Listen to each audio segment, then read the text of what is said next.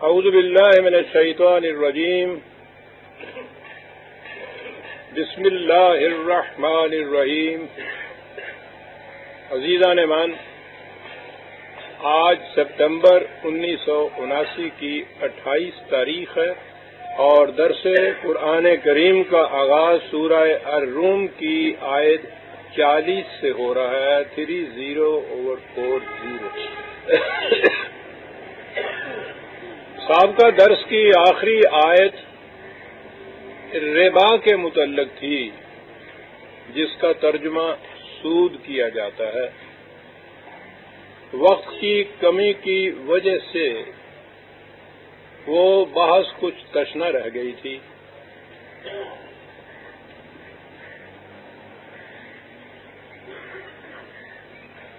اصل یہ ہے کہ جسے ربا کہا جاتا ہے یہ کوئی الگ مسئلہ نہیں ہے. مسئلے تو ان کے ہاں یہ ہے نا کہ کوا حلال ہے یا حرام، پاؤں دھونے چاہیے یا مسح کرنا چاہیے. ربا کے متعلق قرآن کریم نے یہ کہا ہے کہ اگر تم اس سے باز نہ آئے، مثلا شراب پینے والے کے متعلق کہا جائے اگر تم باز نہ آئے تو اس کی تمہیں سزا ملے گی، گناہ ہوگا. سارے قرآن میں ربا ایک ایسی چیز ہے جس کے متعلق کہا ہے کہ اگر تم اس سے باز نہ آئے تو خدا اور رسول یعنی اسلامی نظام کی طرف سے اسے اعلان جنگ سمجھو. یعنی یہ کوئی مسئلہ نہیں رہا ہے،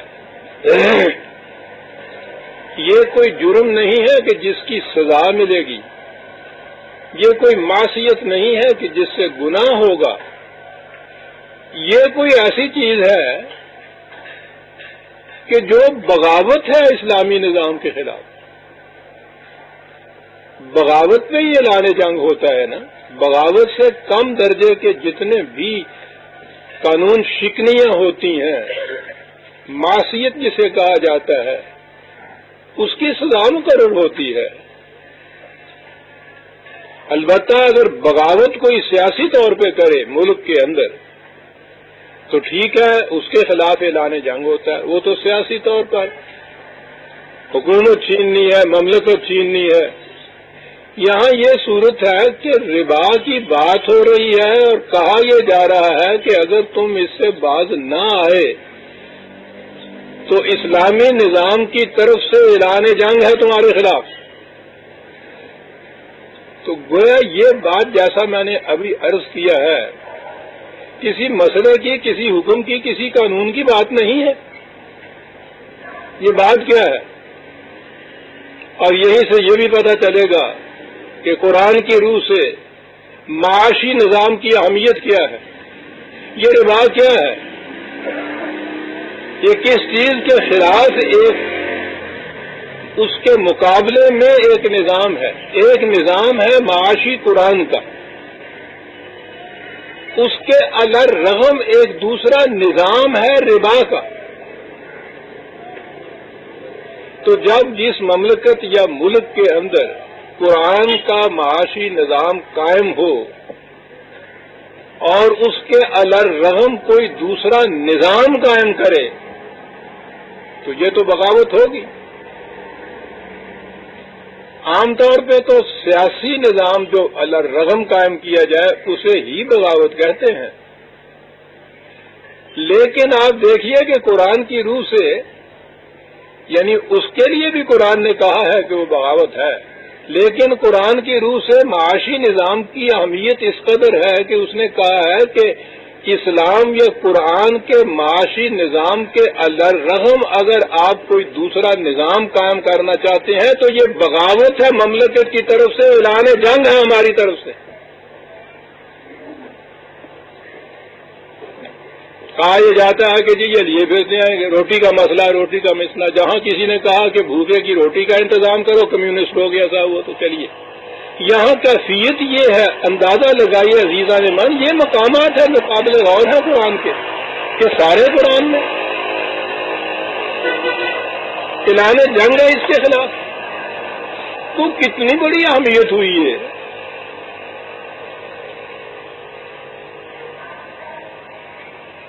اب یہاں سے آگے بات چلائیے۔ نظام تو سارا ہمارے ہاں معاشی نظام سارا غیر قرآنی، اور اس میں ہم بحث لیے پھرتے ہیں کہ ربا جو ہے یہ اسلامی ہے یا غیر اسلامی۔ ارے دہن کا ذکر کیا، یہاں سر ہی غائب ہے غریبوں سے۔ وہ غیر قرآنی معاشی نظام کے اندر ایک مسئلے کو لے کے اور دھونے دھنیا دھن، یعنی ڈھونڈ رہے ہیں اس کو، ویلی جٹی ان ویلے۔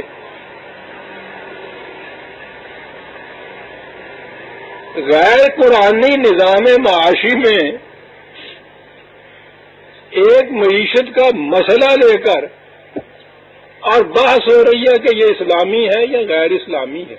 ڈیزل آئل سے چلنے والے انجن کے متعلق بحث ہو رہی ہے کہ اس میں اے سی کرنٹ دی جائے یا ڈی سی کرنٹ دی جائے۔ ارے وہ تو انجن ہی کسی اور ٹائپ کا ہے، اسے پہلے بجلی سے چلنے والا انجن بناؤ یا لاؤ تو پھر اگلی بات بھی چلے گی۔ لیکن یہاں ہے کہ چل رہی ہے وہ بات۔ ربا کے متعلق کہا کہ یہ سود ہے۔ سود کا لفظ کیونکہ بہت قابل نفرت ہو گیا تھا، اس لیے کہا کہ صاحب یہ منافع ہے۔ یعنی رام داس کا نام عبد الرحمان رکھا اور کہا الحمدللہ مسلمان ہو گئے، منافع ہے صاحب۔ پچھلی دفعہ میں نے بتایا، انہوں نے کہا کہ نہیں صاحب سود بھی اگر ہے تو سود ہی رہنے دو، اس سے بچنے کی کئی تراکیب ہیں، تدبیریں ہیں۔ وہی فقہ کی کتابیں جس میں سود کو حرام قرار دیا ہے، جہاں وہ بحث ختم ہوتی ہے، میں نے پچھلی دفعہ وہ کتاب آپ کے سامنے رکھ دی تھی جس کے آخر میں یہ لکھا ہوا تھا کہ اس سے بچنے کی شرعی تدابیر کیا ہیں، تدابیر شرعی ایک حرام سے بچنے کے لیے۔ کہا کس نے کہا خنزیر کو خنزیر کا ہو، بکرا کا ہو، اور پھر اس میں بسم اللہ اللہ اکبر پیر کے چوری پھیر دو۔ تو آپ کو یاد ہے نا، انہوں نے لکھا تھا اس مصنف کتاب میں کہ دیکھیے یہ مسلمان جو ہے خام خواہ کے لیے حرام کھاتا چلا جا رہا ہے، ان تدبیروں کے روح سے اسی کو کھاؤ تو حلال ہو جاتا ہے۔ اور حلال ہی نہیں بلکہ ان کے بڑے میاں جو تھے امام، انہوں نے تو کہا تھا اس سے ثواب ہوتا ہے۔ ارے حرام بھی کھایا جاتا ہے، ثواب بھی ہوتا ہے۔ کہنے لگے اس سے سود سے بچنے کے لیے یہ جو تدبیر کی ہے نا، اس لیے ثواب ہوتا ہے۔ آج بھی یہی باتیں ہو رہی ہیں۔ عزیزان من، غیر قرآنی نظام سیاسی ہو، معاشی ہو، معاشرتی ہو، اس میں اس کے کسی جز کے متعلق یہ بات ہے کہ یہ اسلامی ہے یا غیر اسلامی، بے معنی نہیں ہے۔ دنیا میں اسلام کا مذاق اڑانا ہے۔ کر دیے نا آپ نے وہ 4 قانون رائج، ساری دنیا میں مذاق اڑ رہا ہے، آپ کی قوم میں مذاق اڑ رہا ہے، چیز رہے ہیں، سزائیں نہیں دی جا رہی ان کے مطابق، ناممکن العمل ہیں۔ کسی کے سامنے جب پیش کیا جاتا ہے اس کو تو حیا سے آنکھیں زمین میں گڑ جاتی ہیں۔ اور پھر ایک اور دلچسپ چیز جسے اسلامی آج کہا جا رہا ہے، یہ جو ڈکٹیٹرشپ کا نظام ہے اس کے خلاف تحریکیں اٹھائی جاتی ہیں کہ یہ قوم کو قانون سازی کی جو آزادی ملتی ہے یہ اس کو سلب کرتا ہے نظام۔ یہی بات ہوتی ہے نا کہ وہ جمہوریت نہیں ہوتی، پارلیمان نہیں ہوتی، قوم، ملت، امت اپنی مرضی سے قانون نہیں بنا سکتی. سلب کرتا ہے یہ نظام قوم کے اس اختیار یا آزادی کو، اور بڑی بڑی تاریخیں اس کے خلاف اٹھتی ہیں. یہ جو آج کا ڈکٹیٹر ہے، 1000 سال پہلے کچھ ہمارے جیسے آدمی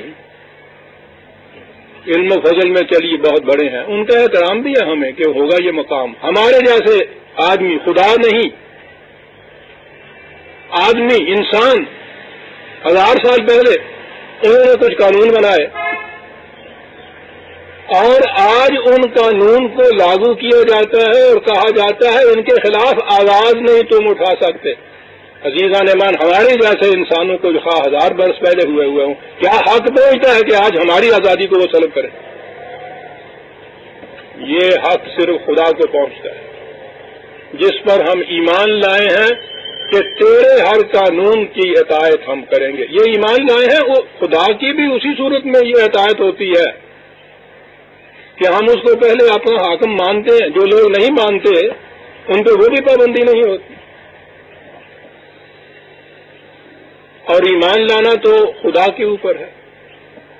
خدا نے تو یہ کہہ دیا تھا کہ کسی انسان کو یہ حق حاصل نہیں، خواہ اسے قانون سازی کے اختیارات ملے، ایگزیکٹو کے ملے، نبی بھی کیوں نہ ہو، اس کو یہ حق حاصل نہیں ہے کہ وہ انسانوں سے کہے کہ تم میرے محکوم ہو جاؤ. اس کو کہنا چاہیے کہ تم خدا کی کتاب کے محکوم ہو، نبی بھی کیوں نہ ہو، قرآن کی نص سری.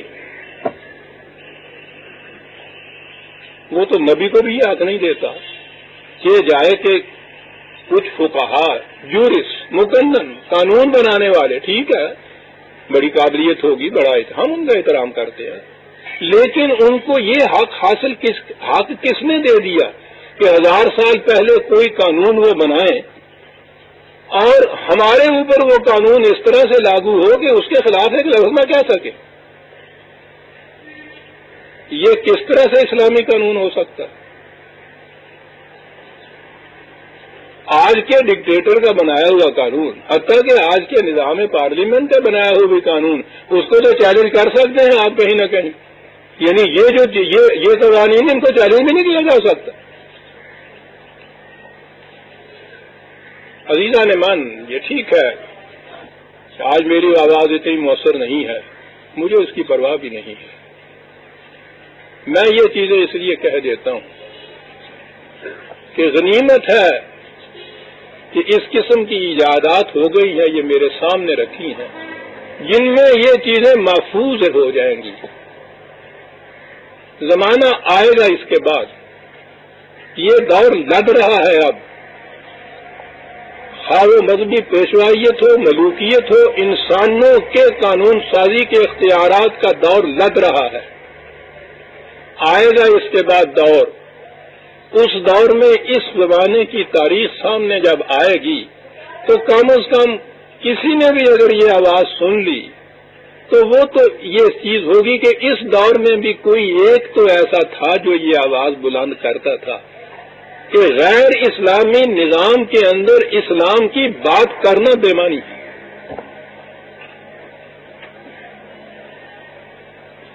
اس نظام کو پہلے قرآن کی بنیادوں پہ استوار کیجیے، پھر اس کے اجزاء جو ہیں ان کے متعلق گفتگو کیجیے.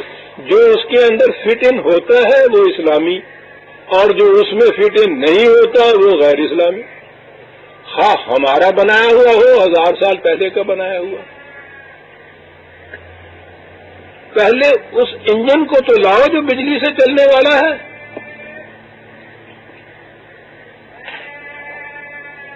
لگے ہوئے ہیں دنیا کے بڑے بڑے الیکٹریشین اس انجن کے پاس. تو عزیزان ایمان، بنیادی چیز جو ہے وہ ہے لا الہ الا اللہ. کسی کو اس کا اختیار حاصل نہیں ہے کہ انسانوں کے لیے وہ قانون بنا کے ان کی آزادی اور پابندی کی حدود قائم کرے. وہ تو اس گورنر نے صرف اپنے مکان کے باہر ایک ڈیوڑی بنا دی تھی کہ جس میں فریادی آ کر انتظار کریں اس کے متعلق کہہ دیا تھا خلیفۃ المسلمین نے حضرت عمر رضی اللہ تعالیٰ عنہ نے کہ تمہیں کس نے یہ اختیار دیا؟ خدا نے انہیں آزاد پیدا کیا تھا، تم ان کو غلام بنا کے بٹھا رہے ہو۔ عزیزان من، قرآن کی بنیادی تعلیم احترام انسانیت ہے، شرف آدمیت ہے۔ کوئی ایکشن کسی قسم کا جس میں کسی انسان کی عزت نفس کے اوپر حرف آتا ہو، اس کی آزادی سلبوٹی جو خدا نے اس کو دی ہے، یاد رکھیے وہ یکسر غیر اسلامی ہے، خواہ اس کا کچھ نام کیوں نہ رکھ لیا جائے۔ اس کے نزدیک نظام، قانون، حکم صرف وہ ہے اسلامی کہ جس سے انسانیت کے شرف اور احترام میں اضافہ ہوتا ہو یا کم از کم برقرار رہتا ہو۔ یہ معاشی نظام جو ہے، اس کے متعلق اس نے یہ کیوں کہہ دی، اتنی اہمیت کیوں دے دی؟ اس لیے کہ یہ روٹی کی احتیاج ہے جس کی روح سے انسان سب سے زیادہ ذلیل ہوتا ہے۔ پھر اس کے بعد جو جی میں آئے اس سے کراتے چلے جائیے۔ یہ اتنا بڑا اہم مسئلہ ہے، قرآن نے اس بنیاد کو لیا ہے کہ روٹی کے معاملے میں کوئی فرد کسی دوسرے فرد کا محتاج نہ ہو تاکہ وہ کسی دوسرے کا محکوم نہ ہو، اور روٹی اس طرح سے ملے کہ اس کے عزت نفس کے اوپر کوئی حرف نہ آنے پائے۔ یہ نظام جس میں ہر فرد کو اس کی ضرورت کے مطابق اس طرح روٹی ملتی ہے کہ اس کے احترام انسانیت پہ زد نہیں پڑتی، قرآن کا معاشی نظام ہے۔ اور باقی جتنے بھی نظام ہیں اس میں آپ دیکھیے انسان کی حیثیت سے باقی نہیں رہتا۔ یہ غیر قرآنی نظام کیا ہے؟ پہلے تو یہ دیکھیے، معاشرے میں ایک بڑھئی آپ کے صبح سے آتا ہے، دن بھر وہ کام کرتا ہے، شام کو آپ اس کا کچھ جو مقرر کیا ہوا گانا دیتے ہیں اس کو، اس نے آپ کے لیے کچھ کر کے دیا ہے، اس کے بدلے میں آپ کچھ اسے دیتے ہیں۔ سبزی والا دودھ بیچنے والے کو سبزی دیتا ہے، اس سے دودھ لیتا ہے، اسے تعاون کہا جاتا ہوا، کوآپریشن ہے ایک دوسرے کے ساتھ۔ معاشرے میں اس کی ضرورت ہے، کچھ دیتا ہے کچھ لیتا ہے۔ یہ روپیہ جو ہے کسی کو جو دیتا ہے قرض کے اوپر، وہ سال بھر کے بعد جو 100 روپیہ دیا تھا 100 کا 100 تو واپس لیتا ہے، اس کے اوپر 10 اور لیتا ہے، دیتا کچھ نہیں ہے اس کو یہ، یعنی جو 100 دیے تھے وہ تو 100 واپس لے لیے۔ تو پہلی چیز جو بنیاد ہے کہ کچھ دیتا ہے، یہ دیتا کچھ نہیں ہے، اور اگلی چیز جو ہے لیتا ہے بغیر کچھ دیے ہوئے، جو لیتا ہے بغیر کچھ دیے ہوئے، یہی ربا ہے عزیزان۔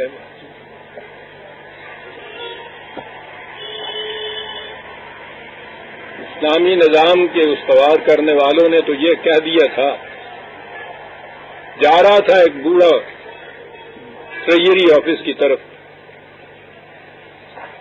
بائی دی وے حالت ہماری یہ ہو گئی ہے کہ کوئی نہ دین سے واقف نہ ان کی اصطلاحوں کا ان کو پتا، ٹریجری آفس حکومت کی موجود ہوتی ہے، کہتے ہیں جی ایک بیت المال کھول لیا، یعنی اسی کا ترجمہ ہے بیت المال اسلامی، ٹریجری آفس جو ہے وہ سیکولر۔ تو وہ جا رہا تھا، اس نے کہا کدھر جا رہے ہو؟ کہنے لگے جی میں وہ اپنی رقم جو ہے وہ بیت المال کا کوئی ڈیو جو ہوتا ہے وہ ادا کرنے جا رہا ہوں۔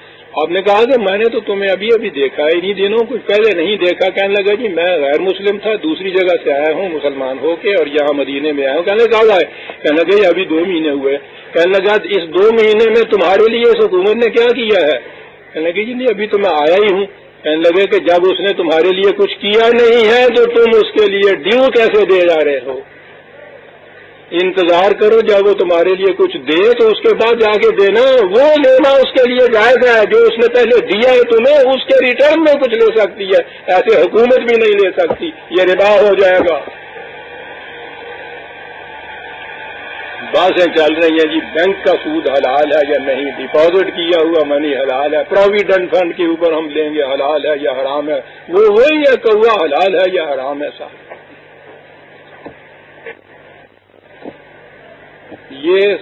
یہ باتیں اسلامی نہیں ہے عزیزان. غیر اسلامی نظام کے اندر اسلامی بحثوں کا دخل کیا ہے؟ قرآن نے یہاں یہ کہا وَمَا آتَيْتُم مِّن رِبًا لِيَرْبُوَ فِي أَمْوَالِ النَّاسِ فَلَا يَرْبُو عِندَ اللَّهِ. تم جو اس طرح سے دیتے ہو کسی کو کچھ اور اس کے بعد اس میں سے زیادہ لیتے ہو، سمجھتے یہ ہو کہ یہ 100 کا 125 ہو گیا، بڑھ گیا، یہ دولت بڑھ گئی. کہا تمہارے تصور کے مطابق یہ بڑھ گئی ہے، تم صرف ہندسے جانتے ہو، گننا جانتے ہو. خدا کے معیار اور رسول اور نظام کے مطابق یہ بڑا نہیں ہے، یہ گھٹ گیا ہے. کیسے گھٹ گیا ہے؟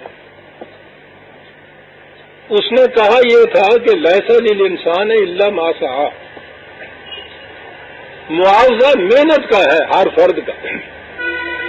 یہ جتنے افراد کسی کو کچھ دے کے اور آرام سے بیٹھ جاتے ہیں، خود کچھ محنت نہیں کرتے، اس کی محنت کا استحصال کر کے کچھ لیتے ہیں، خود کچھ محنت نہیں کرتے.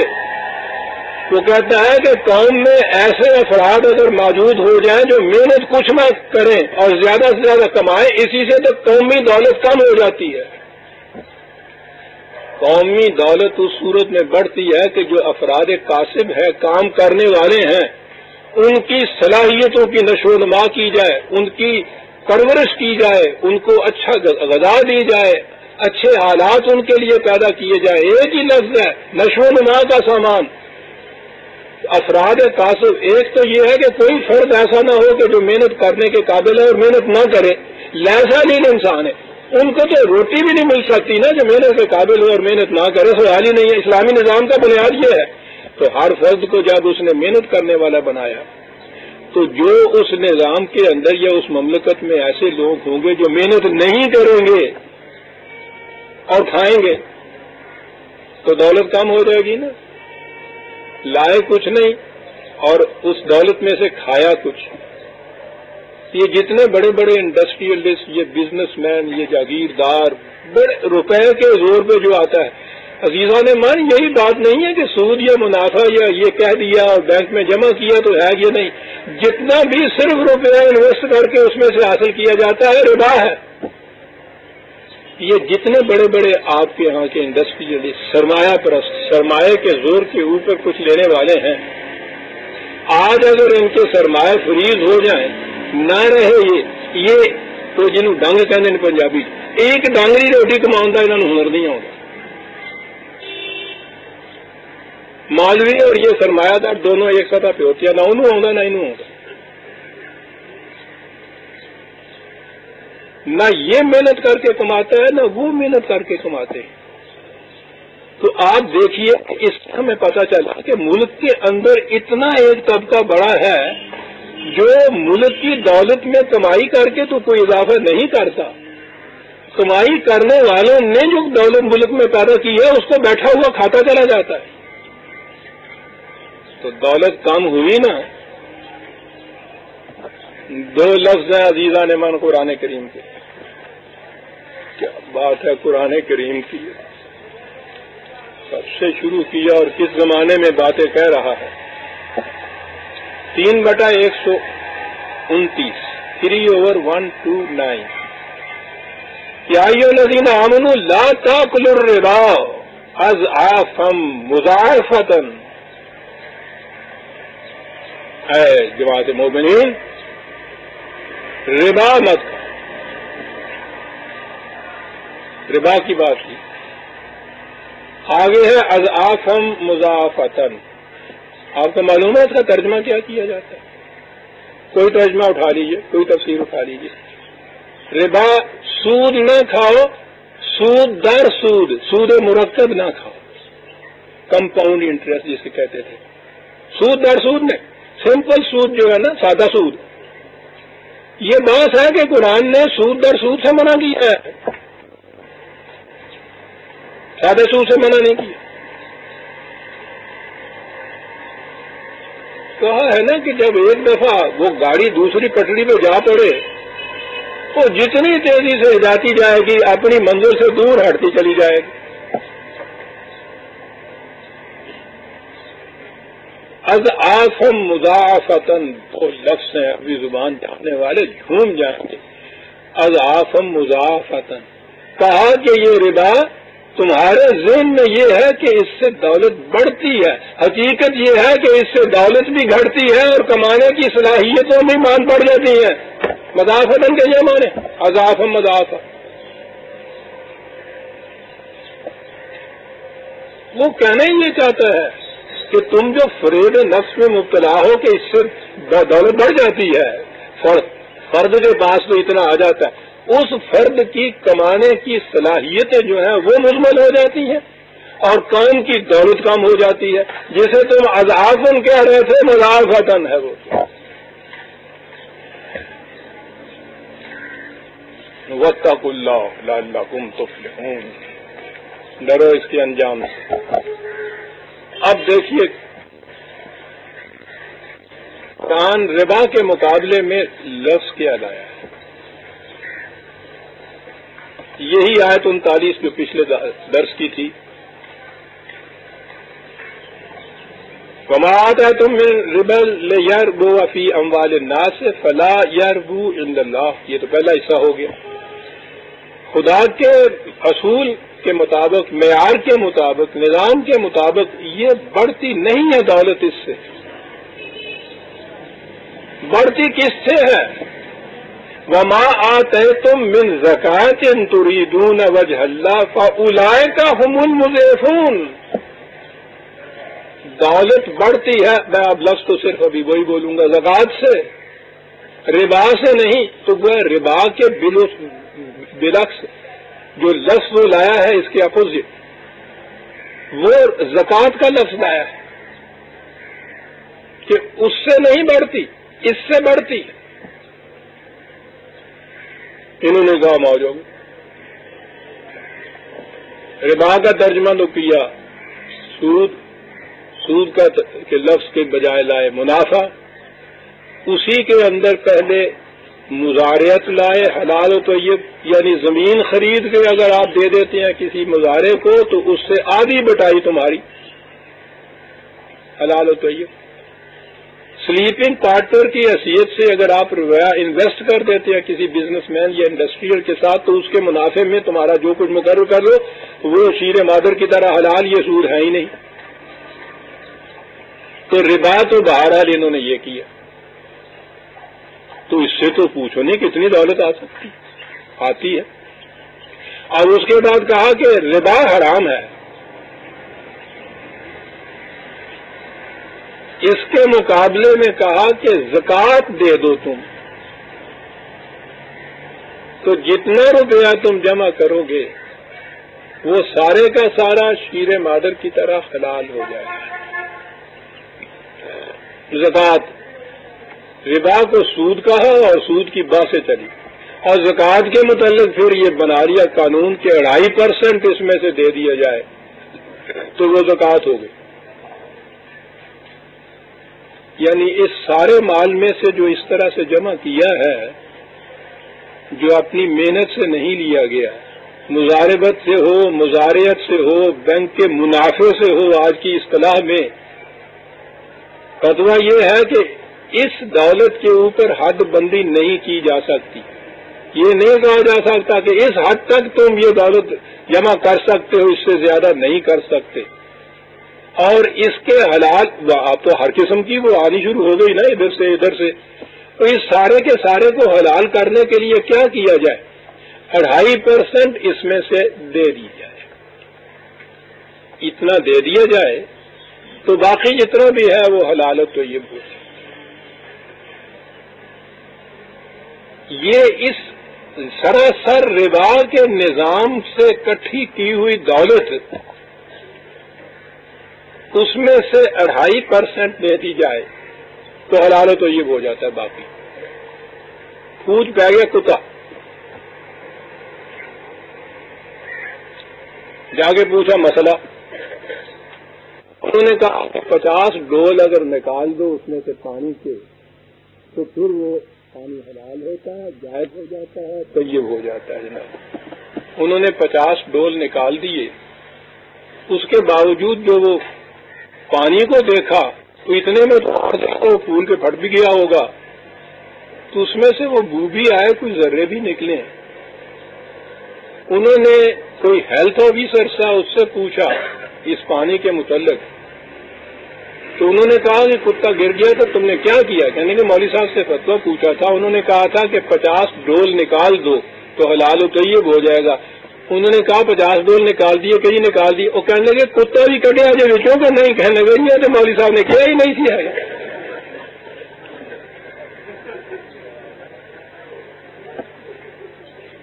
$2.5% کے ڈول نکال دو اور ربا کے نظام کا کتا اسی طرح رہنے دو.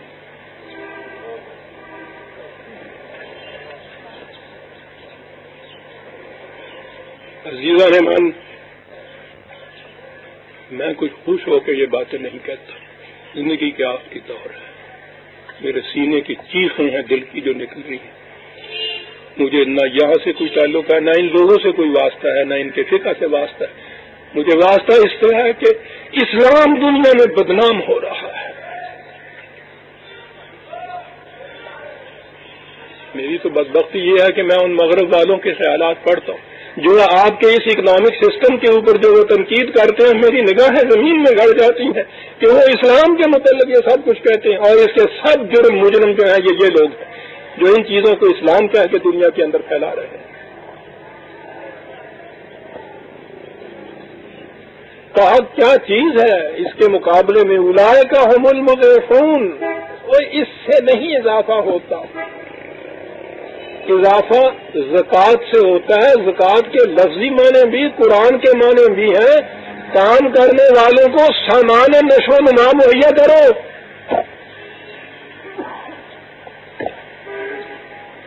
روٹی کی وری دور کر دو ان سے،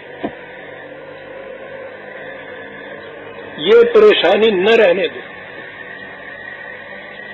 ان کو اس کی فکر ہی نہ ہو کہ شام کو گھر جاؤں گا تو بچے بلک رہے ہوں. یہ اپنے ذمے لو. قرآن کے نظام کی روح سے ہر فرد اور اس کی اولاد کی بنیادی ضروریات ذمے کی کو ہم پہنچانے کی ذمہ داری مملکت کے اوپر ہوتی ہے. یہ نظام کی بنیاد ہے. زکوٰۃ کے یہ معنی ہیں، اس فرد کی بھی، یہ جو اس کے ساتھ متعلقین ہیں ان کی بھی، ان سب کی نشو و نما. ایسا جامع لفظ اس نے دیا ہے، نہ روٹی کہا ہے، نہ کپڑا کہا ہے، نہ مکان کہا ہے، نہ میڈیکل ایڈ کہی ہے. ایک جامع لفظ ہے، سامان نشو و نما.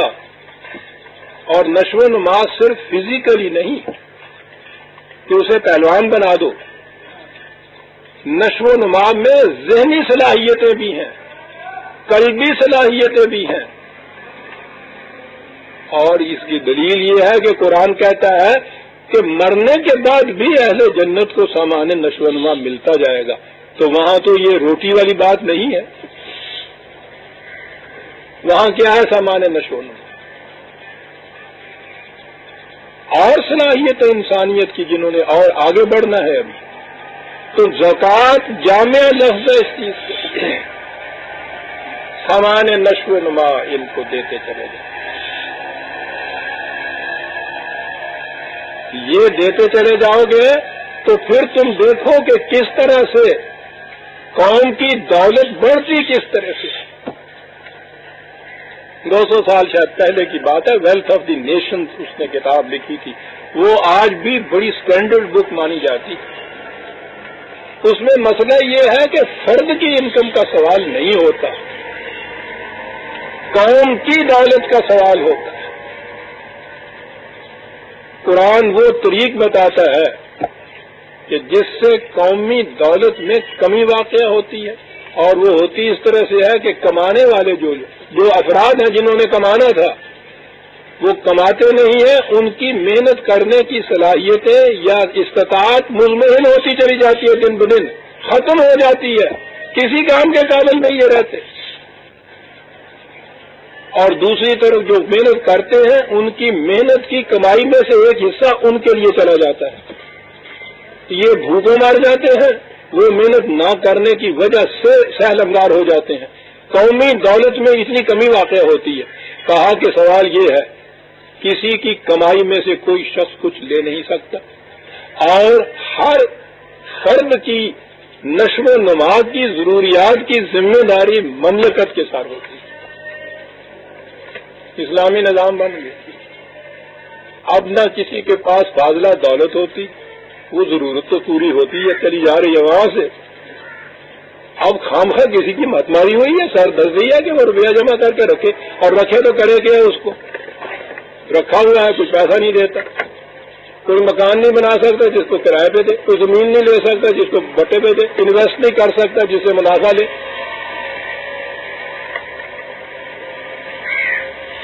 تو یہ جو دولت ہے پھر بھٹ پڑے وہ سونا جو کانوں کو کھائے اس میں رہتا ہی نہیں. اور مضافتاً کیسے قرآن نے کہا وہ بابا ہر فرد کی اتنی ضروریات زندگی کی ذمہ داری لیتے چلے جاؤ، خود لو اور اس کو فارغ کر دو اس کام کے لیے جو کام اس کے سپرد ہے، پھر دیکھو وہ کتنا کام کرتا ہے.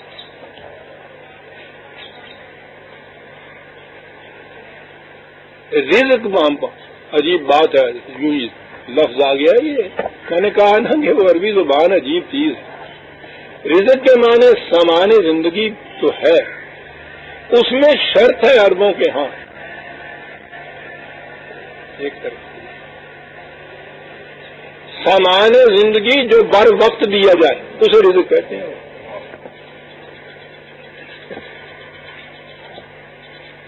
بھائی بلا کی قوم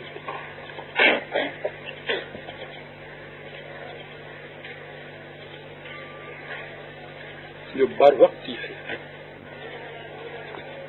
بلبم رسیدہ جانم تو بیا کے زندہ وانم، ابھی جان ہے مجھ میں آ جا تاکہ میں زندہ ہو جاؤں. پاسازاں کے من نہ مانم بچے کار خواہی آم، جب میں ہی نہ رہا تو پھر تیرا آنا کس کام. وہ رزق دیتا ہے بر وقت. لفظ اس لیے قرآن نے رزق کہا. یہ ہے زکوٰۃ جسے ہم نے کہا ہے سامان نشو و نما کی ذمہ داری لو. فاولئک هم المضعفون. اور پھر آ گیا وہ پہلے سے سارا نظام کائنات لیے چلا آ رہا تھا نا، جس میں سے یہ نتائج اخذ کر کے آگے اس نے بم پہنچائے تھے کہ دیکھتے ہو کائنات کی ہر شے جب تک خدا کے قوانین کے تابع وہ چلتی ہے. خزاں بھی آتی ہے تو درخت روتا نہیں ہے کیونکہ اسے پتا ہے کہ اس کی ٹہنیوں کے اندر بہار پوشیدہ ہے. لیکن جو ٹہنی اس درخت سے ٹوٹ کے گر گئی پھر اس کے نصیب میں بہار نہیں ہو سکتی کیونکہ اس نے قانون خداوندی سے رشتہ اپنا توڑ لیا. یہ پیچھے سے چلی آ رہی تھی، یہاں تک یہ لایا کہ سامان رزق دیتے چلے جاؤ.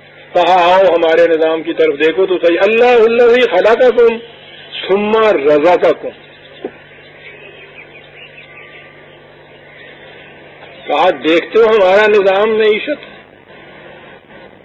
پیدا ہونے سے پہلے کی بات تو تمہاری نگاہوں سے اوجل ہوتی ہے.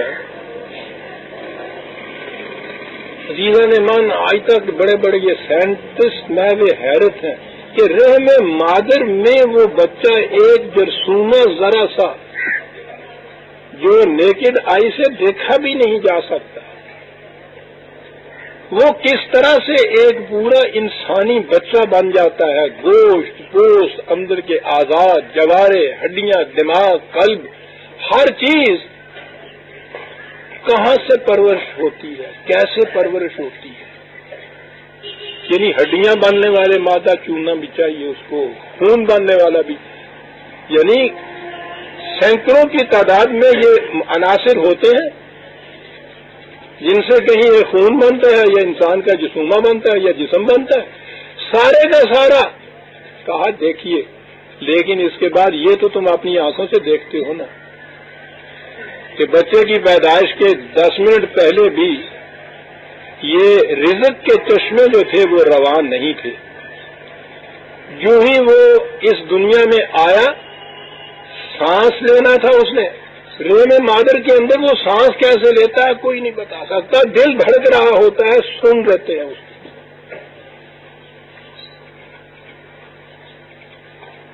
جو ہی وہ دوسرے نظام میں آیا، خارجی کائنات میں، پہلے نظام سے رشتہ منقطع ہوا. یہاں آنے کے بعد اگر ایک سانس کے لیے بھی اس کی ہوا نہ ہو تو بچہ مر جاتا ہے. جس نے وہاں کم از کم 6 مہینے تو گزارے تھے نا بچہ بننے کے بعد، جو باہر کی ہوا ہی نہیں جا رہی تھی کہیں سے، وہ اس نظام میں اب آ گیا. کہا کہ وہ پیدا ہونے کے سے پہلے ہم نے ہوا بنا دی، روشنی بنا دی، حرارت بنا دی، اور اس کے ساتھ ہی رزق کے چشمے رواں کر دیے. وہاں انہیں رواں کیا ہے، اور اس کے اندر جس کو اس سے پیشتر پتہ نہیں تھا، ہوں میں وہ دودھ چنگنا ہی ہوں کہنے نے، اردو میں اس کے لیے لفظ نہیں ہے، دودھ پینا یہ کہتے ہیں. ماں کے تھنوں سے بچے کا دودھ، اب میں پینا لفظ کہوں گا، ہمارے ہاں پنجابی میں انہیں چنگنا کہنے، یہ ساڑھے تو بڑے لفظ نے، چوسنا ہو رہا ہے، چنگنا ہو رہا ہے، چنگنا ہو، وہ جو چیز ہے یہ اس کو کس نے سکھائی؟ یہ اندر تو نہیں جانتا تھا اس کو، یہ اندر سے نہ تھن سن نہ دودھ سی نہ چنگدا سی. وہ باہر آتے ہی کون سے استاد نے یہ بات کہی، وہ بلک کے جاتا ہے چھاتیوں کی طرف.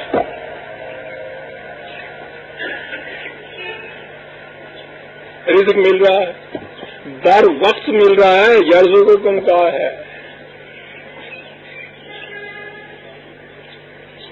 نظام قدرت مل کیسے رہا ہے، یہ شاید پہلے بھی میں نے عرض کیا ہے، بار بار عرض کرنے کی بات ہے. یہ ماں کا جو دودھ ہے یا عورت کا دودھ ہے، اس کا تو خیر تجزیہ نہیں کرتے، حیوانات کا تو ہمیں پتہ ہے نا. وہ جو گوالا لاتا ہے دودھ، وہ پیچھے پڑ جاتی ہے گھر والے، انہوں نے پانی لایا ہے آج تک ہوگی کیا، کہنے لگا جی حرام ہے جی ایک پانی طرف یہ دکھایا ہوئے، وہ نمی سوئی ہے نا نہیں، اس واسطے اس کا دودھ جو ہے پتلا ہوتا ہے. یہ جو بچہ پیدا ہوا ہے اس میں ابھی ہضم کرنے کی قوت بڑی کم ہوتی ہے. یہ جو شروع میں پہلے دودھ آتا ہے 5% اس میں غذا ہوتی ہے، 95% پانی ہوتا ہے. اور آپ حیران ہوں گے کہ جو اس کے معدے کی قوت ہاضمہ بڑھتی چلی جاتی ہے، آج خود وہ اندر مشینری ایک لگی ہوئی ہے، وہ پانی کم کرتی چلی جاتی ہے، دودھ گاڑا کری جاتی ہے، تاں کہ پھر کھانگڑ نہیں جڑی ہوں تو پھر کھوئے ورگا دودھ ہوں ہوتا. یہ کون کرتا ہے؟ عزیزان مان، رزق مناسب نشو و نما بر وقت دے دینا. یہ جو آپ کے یہاں ڈبے بنے ہوئے نا پاؤڈر دودھ کے، ان کے باہر جو چارٹ لگا ہوا ہوتا ہے، پہلے مہینے میں اتنی چمچیاں دودھ کی، اتنے چمچے پانی کی، وہ دودھ کے بڑھاتے چلے جاتے ہیں، پانی گھٹاتے. یہ انہوں نے جو چارٹ بنایا ہے، یہ ماں کے دودھ کا انالیسس کر کے چارٹ بنایا ہے انہوں نے. وہاں کون سا وہ سائنٹسٹ بیٹھا ہوا ہے؟ کہا اللہ الذی خلقکم ثم رزقکم. کم وقت اپنے ہاں یہ نظام رائج کرو.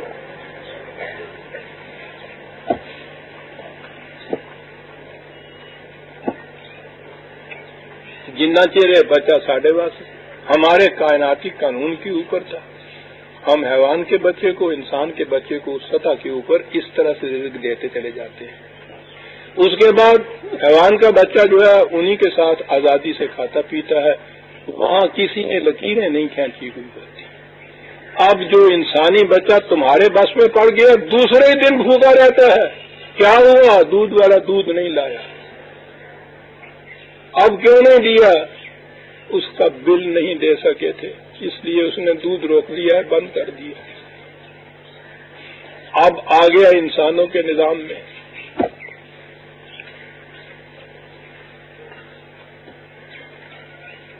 %50 آبادی دنیا کی آج بھی رات کو بھوکا سوتی ہے۔ خدا کے نظام میں تو کوئی بچہ بھوکا نہیں سوتا۔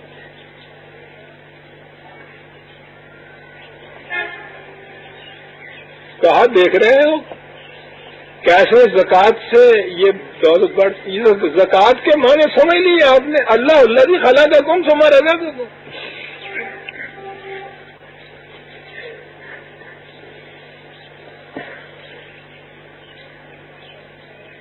کہا یہ نقص کہاں واقع ہوتا ہے تمہارے نظام میں آ کر؟ واقع یہاں ہوتا ہے۔ ثم یمیتکم، کبھی قانون ہے ہمارا، اس کے مطابق ایک دن اس مشینری نے جسم کی چلنا بند کر دینا ہے، اسے موت کہتے ہیں، جسم کی مشینری صرف۔ اب یہاں فرق پڑا۔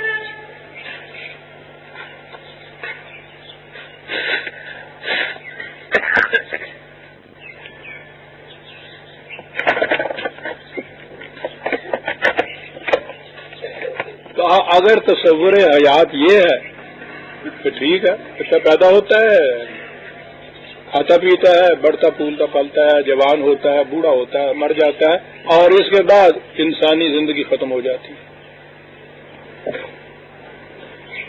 حیوان کے ساتھ بھی یہی بیتتی ہے، انسان کے ساتھ بھی یہی بیتتی ہے۔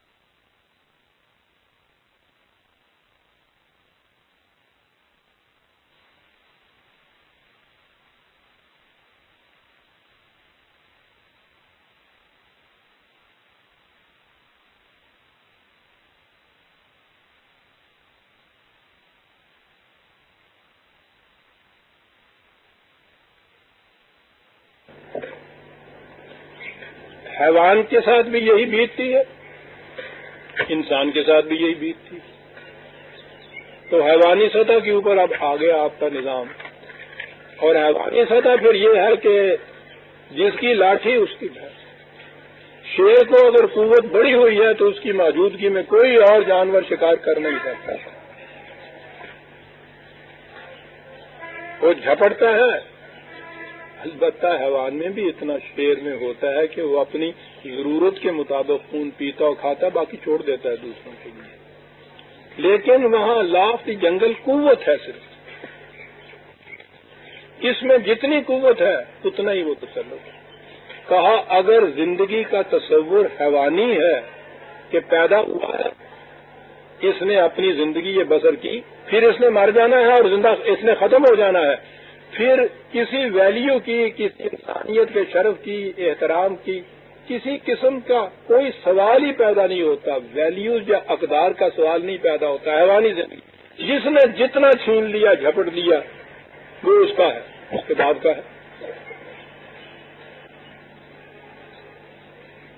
یہ ہے ایک سیکولر نظام، اس میں ہے وہ سارا مال جمع بھی کرنا، دوسروں کی کمائی کو چھین بھی لینا، بھوکے بھی مار دینا دوسروں کو، محتاج بھی کر دینا، انہیں معقوم بھی بنا دینا۔ یہ سارا نظام اس لیے ہے کہ زندگی کا تصور یہ ہے کہ مر گئے، معاملہ ختم ہو۔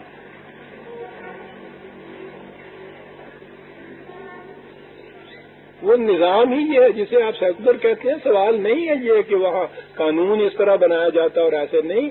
یہ ایک زندگی کا تصور ہے، کانسیپٹ ہے لائف کا کہ اس کے بعد ختم ہے. اے جہان میٹھا اگلا کن ڈٹھا. اتنی سی چیز جو ہے پھر ہر چیز جائز ہو جاتی ہے عزیزان نے. اور دوسرا تصور یہ ہے کہ نہیں، جسم پہ تو موت وارد ہوتی ہے، جسے انسان کہا جاتا ہے وہ اس کے بعد بھی زندہ رہتا ہے، اور جو کچھ یہاں اس نے کیا ہوا ہوتا ہے اس کے مطابق اس کے نتائج وہاں اس نے بھگتنے ہوتے ہیں.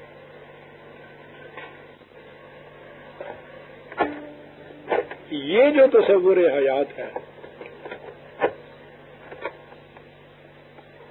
کہ انسان یہاں جو کچھ کرتا ہے اگر اس سے کسی طرح سے یہ بچ جاتا ہے اس کے نتائج سے، وہ سوسائٹی کے قوانین ہیں نا. پہلے تو ان قوانین کی صورت یہ ہے کہ اگر سوسائٹی ربا کو جائز قرار دیتی ہے تو یہ جرم ہی کوئی نہیں. اگر وہ اس کو جرم قرار دیتی ہے تو بچنے کی تدبیریں موجود ہیں، وہاں سے بچ. شرعی تدبیریں نہیں، ملکی تدبیریں ہیں، وہ تو پوچھو ہی نہیں. سپاہی سے لے کر اور آخر تک معاف رکھیے گا کسی کے خلاف وہ کنٹمپٹ نہ ہو، جہاں سے جی چاہے آپ خرید لیجیے، جس جرم سے جی چاہے بچ جائیے. لیکن اگر کانسیپٹ آف لائف یہ ہے، تصور حیات یہ ہے کہ ایک قطرے کا مجھے دینا پڑا حساب، خون جگر ودیت میزان یار تھا، ودیت میزان یار، یہ تو امانت تھا اس کا میرے پاس. اگر تصور حیات یہ ہے کہ ایک قطرے کا مجھے حساب دینا ہے کسی کے سامنے جا کر، پھر انسان یہاں حیوانی سطح کی زندگی بسر نہیں کرتا، پھر لا آف جنگل نہیں ہوتا، پھر لا آف ویلیوز ہوتا ہے. اور ویلیو یہ ہے کہ کسی دوسرے کی محنت سے کچھ بھی استحصال کرنا بدترین جرم ہے جس کا مواخذہ خدا کے ہاں جا کے ہونا ہے.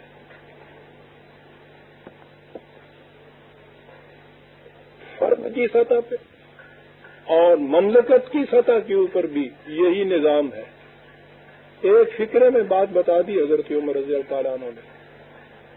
ان سے پوچھا گیا کہ خلافت کیا ہوتی ہے؟ کہنے لگے میں تو اتنا ہی سمجھتا ہوں کہ خدا کے ہاں اس کی جواب دہی کہ کہاں سے لیا تھا اور کہاں خرچ کیا تھا. کیا نگاہیں تھیں.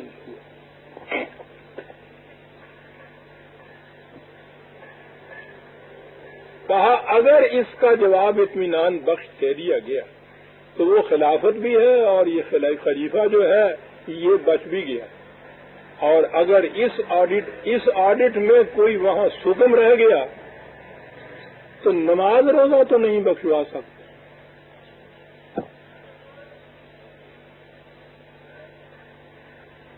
یہ عزیزان من جو ان کی اہمیت بھی کم نہیں، جسے میں نے نماز روزہ کہا، یوں نہ کہہ لیجئے.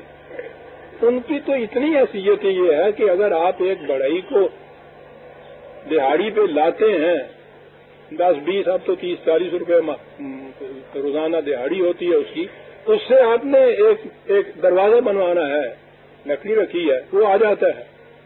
وہ شروع میں آ کے آپ نے دیکھا ہوگا وہ اپنے تھیلے میں سے ایک وہ پتھر کی سری سی نکالتا ہے اور اس کی جو چوکسی ہوتی ہے وہ پانی ڈال کے اور اس کو تیز کرنا شروع کر دیتا ہے.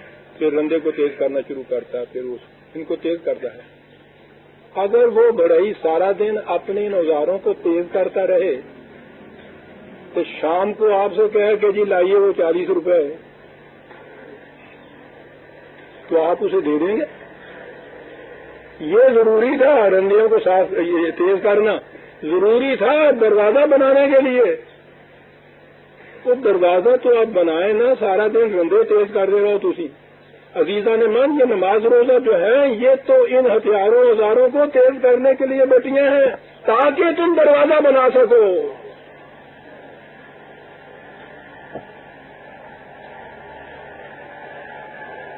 یہ بتی بھی ضروری ہے،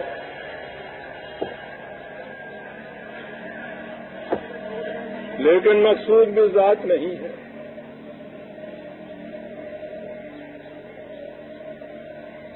مقصود بھی ذات وہ دروازہ بنانا ہے. مزدوری دروازے کی ملنی ہے.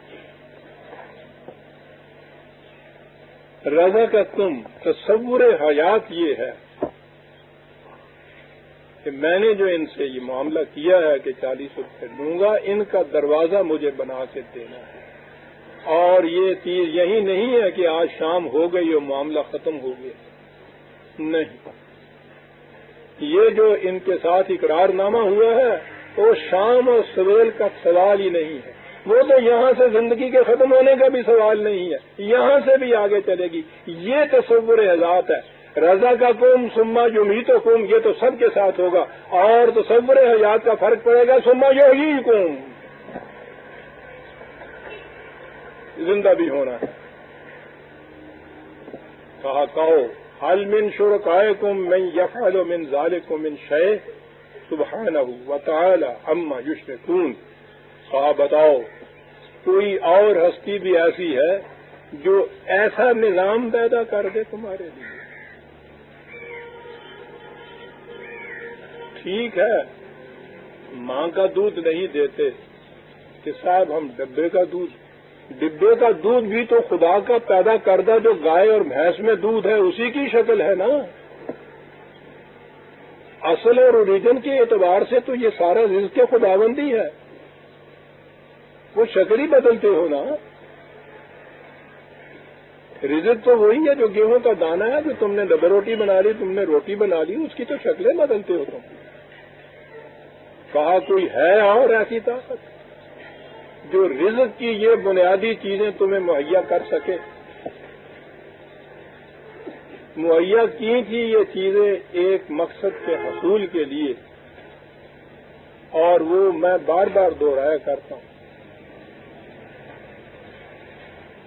ما ينفع الناس فيمكث في الناس. اسی عمل کو، اسی کام کو بقا حاصل ہوگی جو نو انسانیت کے فائدے کے لیے کیا جائے.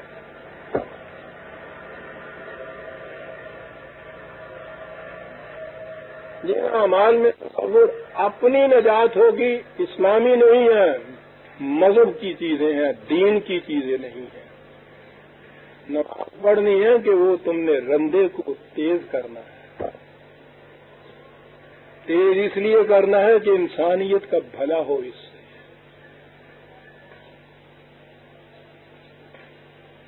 کوئی ہے ایسا ہو؟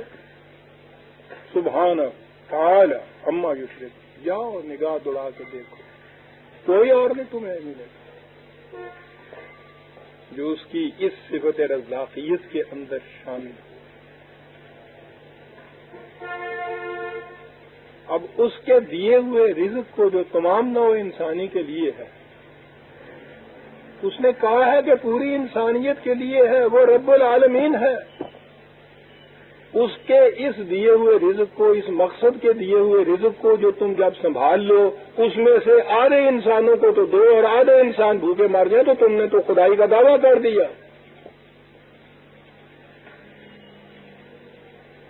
عزیزہ نے مانا گھرانوں کے شروع میں سورہ بقرہ کے جو وہاں یہ زمین کا سوال ہے کہ ہم نے انسانیت کے بہبود کے لیے، ان کی نشو و نما کے لیے یہ پیدا کیا. وَلَا تَجْعَلُوا لِلَّهِ أَنْدَادًا. اس کے بعد یہ ہے کہ خدا کے ہمسر خدا اور نہ بناؤ کہ اس نے انسانیت کی پرورش کے لیے پیدا کیا اور تم اس کو سمیٹ کے بیٹھ جاؤ.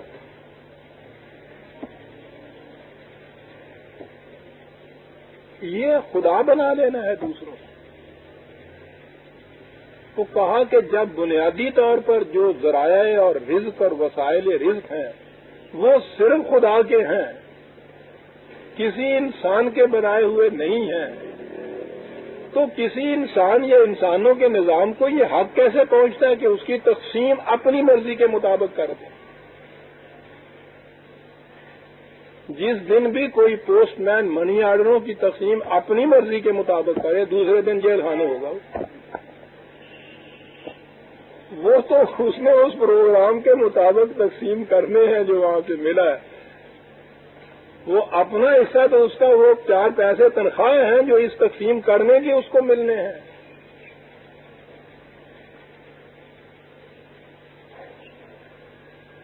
اور وہ تنخواہ بھی جب مقرر کرتا ہے 10.5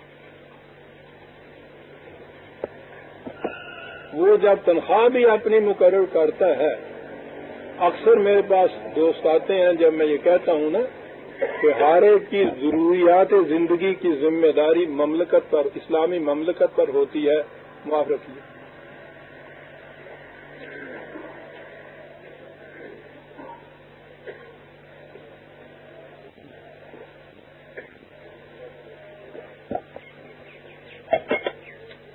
اور ضرورت سے زائد جو ہے وہ دوسروں کے لیے دیا جاتا ہے۔ وہ کہتے ہیں کہ صاحب ایک شخص اپنی ضرورتیں اتنی زیادہ بڑھا دے کہ کچھ بچے ہی نہ، بلکہ کام ہی رہ جائے، وہ کہے دوسروں کا بھی لا کے دو۔ کوٹھیاں بھی ضرورت ہے، موٹر کاریں بھی ضرورت ہے، نوکر چاکر بھی ضرورت ہے، ضرورت ہی جو ہے نا وہ اگر آپ خود اس نے متعین کرنی ہے تو ٹھیک ہے۔ ہمارے ہاں یہ موجود ہیں مثالیں کہ جو آپ ضرورت متعین کرتا تھا وہ کیسے کرتا تھا، کون کرتا تھا یہ آپ ضرورت متعین؟ کوئی دفتر کا کلرک نہیں، ہیڈ آف دی اسٹیٹ، امیر المومنین، سب سے پہلا خلیفۃ المسلمین حضرت ابوبکر صدیق، خلافت سنبھالنے کے دوسرے دن حسب معمول وہ پہلے کپڑے بیچا کرتے تھے، یہ ان کا کاروبار تھا۔ حسب معمول انہوں نے وہ تھان اٹھائے اور چل نکلے، حضرت عمر ہو کہنے لگے کدھر جا رہے ہیں آپ؟ کہنے لگے وہی کپڑے لے جا رہا ہوں اپنے کاروبار کے لیے۔ کہنے لگے کہ حضرت آج سے آپ کا سارا وقت جو ہے وہ امت کی امانت ہے، آپ کو حق حاصل نہیں ہے اپنی مرضی کے مطابق اسے صرف کریں۔ چلیے، تو پہلی دفعہ یہ سوال پیدا ہوا کہ یہ جو ہیڈ آف دی اسٹیٹ سربراہ مملکت ہے اس کا وظیفہ کیا ہونا چاہیے؟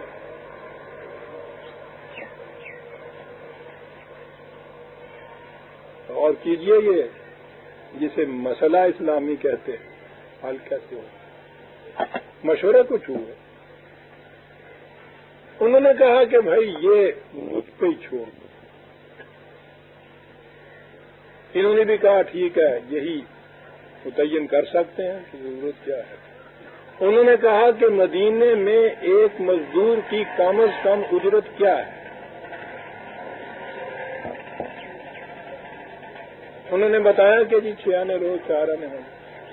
کہنے لگے کہ میرا وظیفہ یہی روزانہ ہوگا جو مزدور کا، میں امت کا مزدور ہوں۔ کہا کہ اس میں گزارا کیسے ہوگا؟ کہنے لگے جس طرح سے اس مزدور کا گزارا ہوگا۔ کہنے لگے اگر مزدور کا گزارا نہ ہوگا تو کہنے لگے کہ میں اس مزدور کی اجرت بڑھا دوں گا تاکہ اس کے صدقے میں میری اجرت بڑھ جائے۔ پوچھتے ہیں کہ یہ ضرورت کا تعین کون کرے گا؟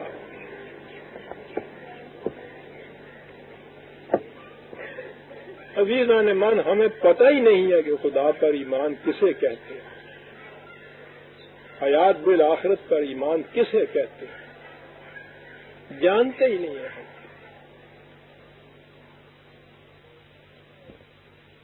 روح جس نے پیدا کیا ہے وہ تو خدا کی ذات ہے۔ یہ سارا جو کچھ آگے دنیا میں فساد مچتا ہے یہ اس کی غلط تقسیم کی وجہ سے یہ مچتا ہے۔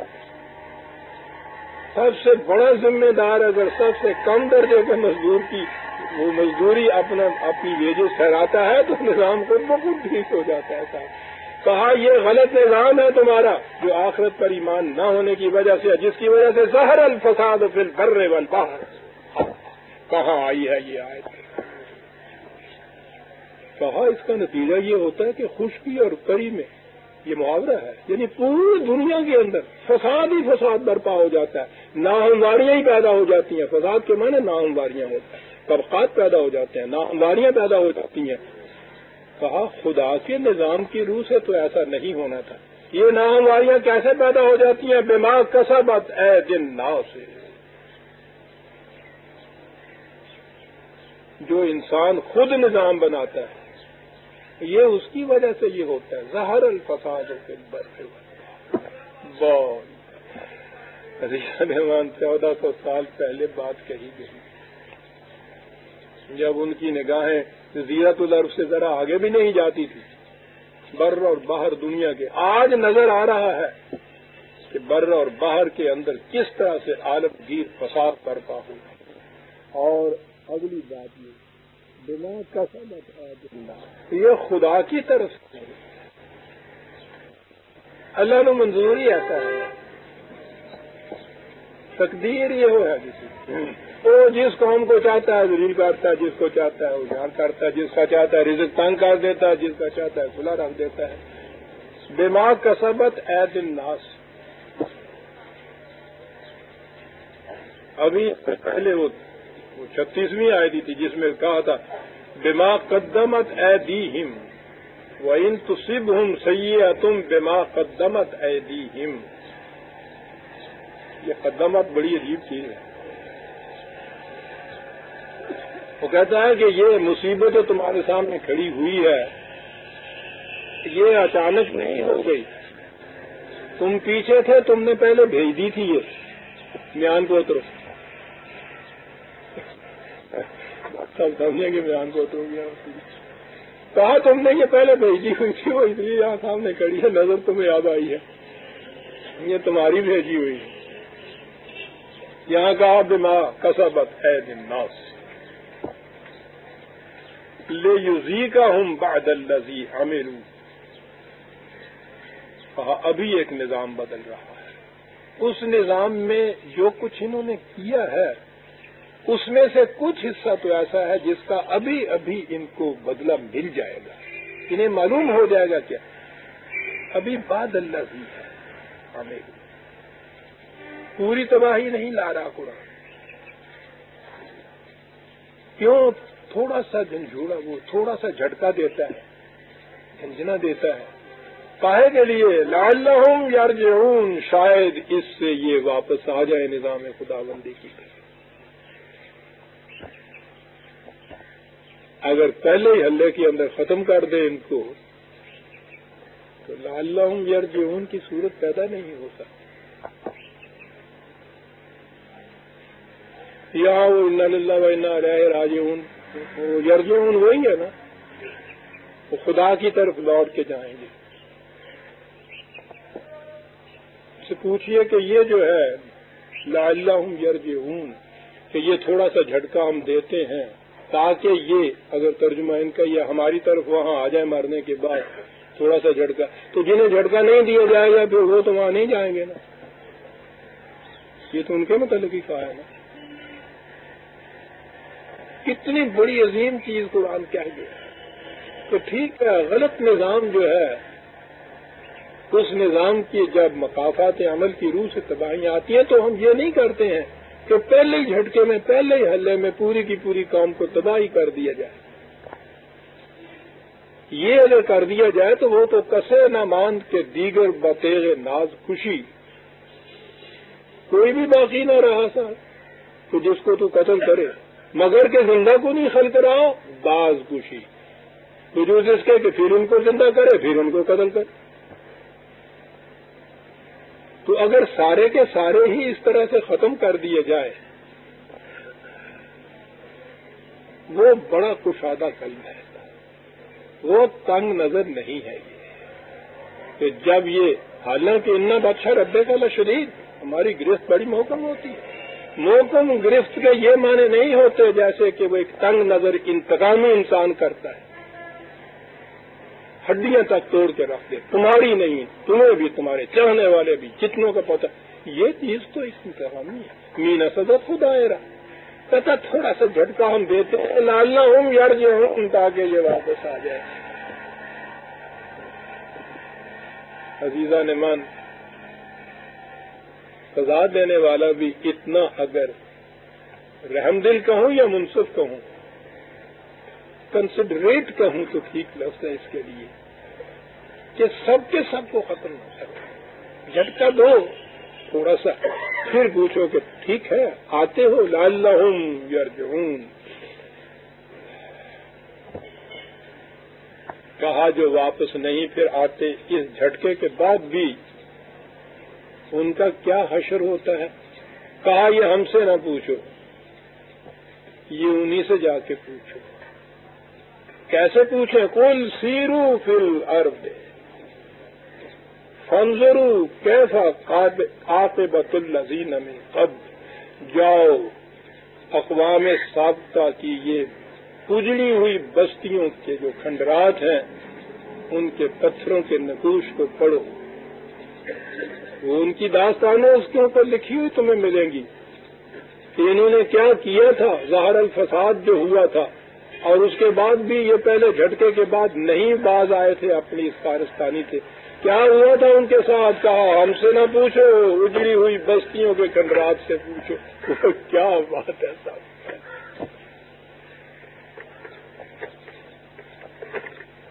کہا جرم کیا تھا؟ کانا اکثر ہو مشرکی، جرم یہ تھا کہ وہ انسانوں کے بنائے ہوئے قوانین کتابیں چلتے تھے۔ لہذا پھر وہی بات وہاں تھی نا، فَأَقِمْ وَجْهَكَ لِلدِّينِ حَنِيفًا، 30ویں آیت سے یہ بات شروع ہوئی تھی کہ ہر طرف سے منہ موڑ کر، رخ موڑ کر، ناقصی جسے کہتے ہیں، اسی نصب العین کو سامنے رکھ کے اقوال اور اعتقاد کے ساتھ اس کی طرف بڑھتے چلے جائے۔ یہ ہے الدین۔ یہ سارا کچھ کہنے کے بعد پھر یہ کہا کہ فَأَقِمْ وَجْهَكَ لِلدِّينِ الْقَيِّمِ، یہ جو وہ دین جو بغیر کسی سہارے کے خود اپنے اعتدال سے قائم کھڑا ہے، اور جو بھی اس کا سہارا تھامے گا اس میں بھی یہ صلاحیت پیدا ہو جائے کہ وہ کسی غیر کے سہارے کے بغیر اپنے پاؤں پہ آپ کھڑا ہو جائے۔ یہ دین قیم ہے۔ اس دین قیم کی طرف لوٹ آؤ۔ وہ تو فرجعون کہا ہے، یرجعون کہا ہے، لوٹ آؤ۔ من قبل ان یأتی یوم لا مرد لہ من عند اللہ، قبل اس کے کہ وہ آخری تباہی کا وقت آ جائے کہ جب وہ آتا ہے تو پھر لوٹ کے نہیں جایا کرتا، پھر وہ پلٹ کے نہیں جایا کرتا۔ یہ جو تھی نا اب یرجعون کی بات سمجھ میں آئی کہ پہلے جھٹکے وہ اس لیے دیتا ہے کہ اس سے بھی کچھ تنبیہ ہو جائے، ان کو سمجھ میں آ جائے بات کہ غلط نظام کے نتائج کیا ہوتے ہیں۔ اگر یہ بات نہیں، اس کے باوجود تم اصرار کرتے ہو اپنے اسی نظام کے اوپر، انہی غلط کوششوں کے اوپر، تو پھر جاؤ اقوام سابقہ کے انجام کو دیکھو، قبل اس کے کہ وہ دن آ جائے آخری تباہی کا کہ جو آتا ہے تو پلٹ کے نہیں جاتا۔ یومئذ یصدعون، کہا کہ وہ آخری تباہی کیسے آیا کرتی ہے؟ یہی نہیں ہے کہ تم سوئے اور صبح اٹھے تو سارے مر گئے ہوئے تھے۔ آخری تباہی کہا اس لیے اس طرح سے آیا کرتی ہے کہ یہ جو تم آپس میں پارٹیاں بنا لیتے ہو، ایک پارٹی دوسرے کے مقابلے میں اٹھ کے کھڑی ہو جایا کرتی ہے اور کام تباہ ہو جایا کرتا ہے۔ یصدعون،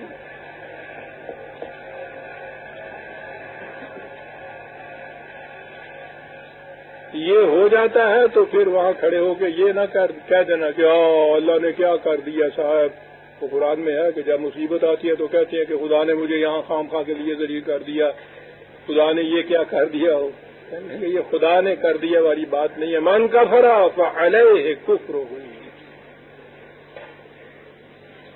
جو صحیح نظام خدا بندی سے سرکشی برتتا ہے اس کی سرکشی کے اس قسم کے تباہ کن نتائج اسے بھگتنے پڑتے ہیں۔ علیہ کفر ومن عمل صالحا فلانفسهم یمہدون، اور جو صلاحیت بخش کام کرتا ہے خدا کے پروگرام کے مطابق، کیا بات ہے یمہدون کی۔ کہا ابھی ہم نے بات بچے کی کہی ہے نا تم سے، بچے کو رزق بھی ملتا ہے، دودھ بھی ملتا ہے، پھر اس کو سکون کی ضرورت ہوتی ہے تو پنگورا بھی دیا جاتا ہے، جس میں ہلاتے ہو تو وہ سو جاتا ہے۔ کہا عمل صالح اگر کرو گے تو رزق بھی ملے گا اور سکون کے لیے پنگورے بھی ملے گا.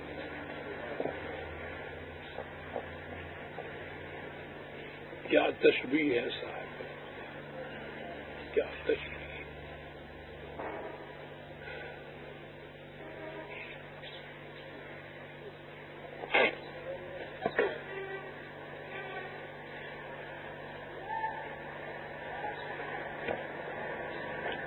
بات یہ ہوئی تھی کہ وہ جو آنے والی گھڑی ہوتی ہے اس سے پہلے اس کے لیے کچھ علامات بھیج دی جاتی ہیں، وارننگ ہوتی ہیں، ان کی تنذیر ہوتی ہے تاکہ اس سے وہ آگاہ ہو جائیں، خبردار ہو جائیں اور اپنی روش صحیح کریں. کہا اسی طرح سے یہ جو صحیح نظام ہوتا ہے وہ بھی پہلے دن ہی آ کے اپنے نتائج برآمد نہیں کر دیتا. ابتدا ہوتی ہے اس کی، لیکن شروع ہی سے اس کا انداز ایسا ہوتا ہے ہونہار بروا کے چکنے چکنے پاس. وہیں سے بات سمجھ میں آ جاتی ہے کہ اس کے بعد اس کے نتائج بڑے ہی خوشگوار ہوتے ہیں. کہا دیکھو کائنات کے نظام کی طرف. وَمِنْ آيَاتِهِ أَن يُرْسِلَ الرِّيَاحَ مُبَشِّرَاتٍ، بارش سے پہلے پوروا کی ہوائیں آتی چلتی ہیں. ہمیں نہیں اس کا اندازہ ہوتا شہر والوں کو. یہ جو کسان ہیں زمیندار ان سے پوچھیے، وہ اس ہوا سے فوراً اندازہ کر لیتے کہ 2-3 دن کے اندر اندر بارش ہونے والی ہے، اور وہ اس پروگرام کے مطابق اپنی بوائی کے لیے انتظامات کرتے ہیں. اتنا محکم اصول ہوتا ہے کہ اسی طرح سے چلتا رہتا ہے. اگرچہ اب تو کیفیت کچھ اور ہی ہو گئی. تو میں کہا کرتا ہوں کہ اس سے پہلے تو ہمارے شاعر رونا روتے تھے کہ بڑا گردش فلک کی چین دیتی ہے کسے انسا، اور نو آسمان بگردش و ماں درمیان ایم. آسمان کی گردش جو ہے اس کے ماتحت انسان کو چلنا پڑتا ہے. وہ یہ کچھ کہتے تھے آسمان کی گردش کے تحت انسان چلتے ہیں. اب آسمان انسانوں کی گردش کے تحت چلتے ہیں. جیسے ہماری زندگی، ہمارا معاشرہ انپریڈکٹیبل، کچھ پتہ ہی نہیں چلتا کہ کدھر دیکھیں، کچھ معلوم ہی نہیں کہ کل کیا ہو جانا ہے. کوئی شخص ایک دن کے لیے پریڈکٹ نہیں کر سکتا. جھکڑ میں کوئی نہیں بتا سکتا کہ ہوا کدھر کی چل رہی ہے. تو معلوم ہوتا ہے کہ جیسے ہم نیچے ایسے ہو گئے ہیں وہ آسمان ہمارے کچھ تابع ہی ہو گیا ہے. کوئی موسم اب وقت میں آتا ہی نہیں ہے. تو مئی سے لے کے ستمبر تک کا پورا مہینہ جو تھا، پورے مہینے اتنے جلسا دینے والی وہ گرمی، اس میں حالانکہ ہر 8-10 دن کے بعد ایک بارش ہو جایا کرتی تھی، پھر برسات آیا کرتی تھی جولائی وغیرہ کے مہینے کے اندر. سارا کچھ الٹ گیا، الٹی ہو گئی سب تدبیریں. کچھ نہ تو آنے کام کیا، آخر اس بیماری غم نے اپنا کام تمام کیا. لیکن نظام کائنات جو ہے وہ غیر متبیت، وہ جانتے ہیں مبشرات والے یذیقکم من رحمتہ ہی. اس کے بعد پھر بارش آتی ہے. تو ابتدا جو ہوتی ہے خوشگوار ہوائیں، ٹھنڈی ہوا جنہوں کہنے میں اچھا نظام جو خدا کے قانون کے مطابق اس کا آغاز ہی ٹھنڈی ہواؤں سے ہو جاتا ہے. بارش اس کے بعد پھر آتی ہے. والے تجری الفلک بامرہ، جب بارش آتی ہے یا اس سے پہلے بھی کشتیاں اپنے اپنے ساحل کی طرف رواں دواں چل پڑتی ہیں. زندگی کی کشتی انسان کی بھی جو ہے وہ اس کے نصیب بالذات کی طرف رواں ہو جاتی ہے اگر صحیح نظام خداوندی کی ہوائیں چلنی شروع ہو جائیں. رخ ان کا بدل جاتا ہے، دوسری طرف ہو جاتا ہے. کیا مثال دی ہے والے تبتغوا من فضلہ ہی، اور اس کے بعد پھر فضل خداوندی کی کشائش ہوتی چلی جاتی ہے. سب پوچھو نہ کتنا ملتا ہے. وَلَعَلَّكُمْ تَشْكُرُونَ، یہ سب اس لیے ہم کرتے ہیں، یہ نہیں کہ یوں ہی دیتے چلے جاتے ہیں. لعلکم تشکرون، تاکہ تمہاری محنتیں بھرپور نتائج پیدا کریں. تمہاری محنت. غلط نظام یہ ہے کہ محنتیں کی جاتی ہیں، نتیجے نہیں ملتے. وہ تو اس لیے کہ دانا ہی می کار نہ حاصل برا. کھیتی یہ کرتا ہے، فصل وہ لے جاتا ہے. شکر یہ ہے کہ ہر ایک کی محنت بھرپور نتائج پیدا کرتی ہے. کفر یہ ہے کہ محنت اس کی ہو، کفر کے معنی چھپا لینا، ڈھانپ لینا، دوسرا کوئی اس کو لے جا کے ڈھانپ لے اپنے. لعلکم تشکرون.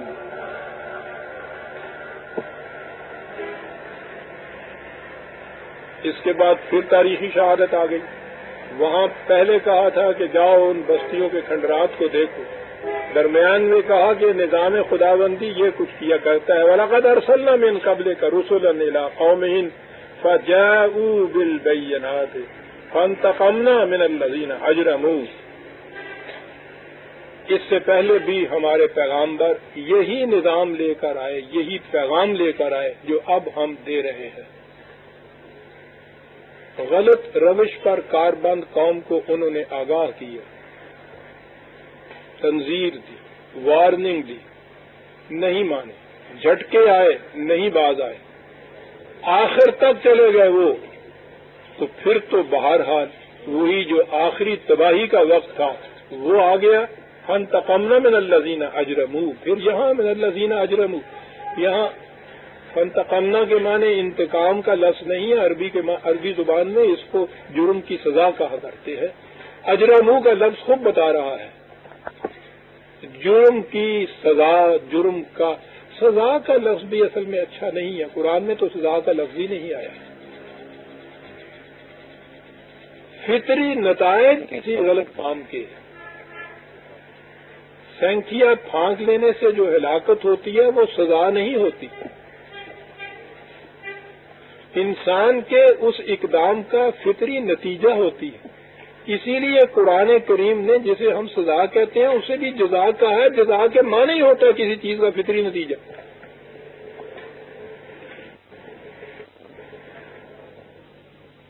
فانتقمنا من الذین اجرموا، ایک ہی لفظ ہے جرم. بنیادی طور پہ عربوں کے ہاں کسی دوسرے کے درخت سے پھل کا خوشہ کاٹ کے اپنے ہاں لے جانا جرم کہلاتا ہے. کتنی جامع قوم تھی یہ کب. بات ساری ہے یہ عجیب اجرم. اب اس کے برعکس دوسرے لوگ جو تھے جو حق کا نظام لے کے اٹھے، ٹھیک ہے، ابتدا ان کی تو مبشرات جیسی ہواؤں ہی کی تھی. ابھی ساز و سامان بھی اتنا زیادہ نہیں تھا، تعداد کی بھی کثرت نہیں تھی، حتیٰ کہ ان کے پاس تو ابھی سر چھپانے کو جگہ بھی نہیں تھی. ابتدا میں قوم میں وہ اس قسم کی ہوتی. لیکن جب بھی حق کا نظام دے کر کوئی جماعت اٹھتی ہے، قرآن کہتا ہے کہ وہ غالب آ کر رہتی ہے. اور یہاں آگے ایک فکرہ ہے عزیزان من، عجیب ہے فکرہ. کان حقا علینا نصر المؤمنین. حقا علینا، مومن ہو صحیح، ان کی مدد کر کے انہیں کامیاب بنانا ہم پر حق ہے، واجب ہے. خدا کہتا ہم پر واجب ہے. وہی کتنی بڑی چیز ہے جو کہہ رہا ہے. ہمارے ہاں وہ حقوق العباد اور حقوق اللہ کی باتیں چل رہی ہیں. ارے حقوق تو سارے یہ بات کے بندوں کے ہوتے ہیں. یہاں ایک حقوق العباد ہے، اللہ کے حق کہ جی نماز پڑھنا خدا کا حق ہے. حق ہے خدا کا، ہم اس کا حق ادا کریں، اس کے حکم کی اطاعت نہیں کہا جاتا. حق عزیزان نے مانا حقوق سارے انسانوں کے ایک دوسرے کے اوپر ہیں. ان حقوق کا ادا کرنا جو ہے وہ خدا کے احکام کی تعمیل ہے. یہی چیز ہے. بندوں کا حق خدا پر نہیں. قرآن میں خدا تو کہتا ہے کانا حقن علینا، ہم پر حق ہے تمہارا ایک.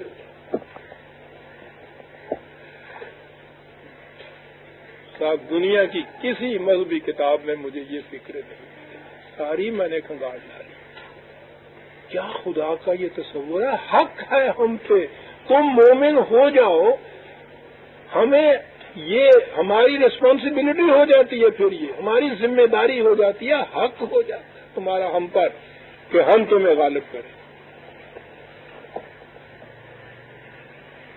مانگی جا رہی ہیں دعائیں 25 سال سے. اب 25 سال ہی آج کے یہ، ورنہ 1000 سال سے ہماری یہ سال ہے. ضربت علیہم الذلۃ والمسکنۃ وباؤوا بغضب من اللہ، کہنا موثوق ہے کہ دنیا میں جہاں جاؤ ذلت و رسوت و رسوائی اور مسکنت تمہارا پیچھا کیے ہوئے چلی جائے گی. یہ جو ہے حق نہ لینا، یہ نصرت خدا بندی کہاں آئی ہے؟ سیدھی سی بات ہے عزیزان من، معاف رکھیے گا، یا تو یہ کہنا پڑے گا کہ یہ یوں ہی کہہ ہی دیا، کوئی آگے نہیں اس کی، کوئی نہیں مدد ہی نہیں کرتا. دیکھ لو کی نہیں اس نے، معاذ اللہ یہ کہو گے کہ اس نے غلط کہہ دیا ہے، وعدہ خلاف ہے وہ. خدا اور وعدہ خلاف، لا یخلف المیعاد. ہم کبھی وعدے کے خلاف نہیں جاتے، وعدہ خلاف بھی ہم کرتے ہی نہیں. عزیزان من، یہ جو وعدے کی بات ہے اتنی بڑی اہمیت ہے قرآن کی روح سے.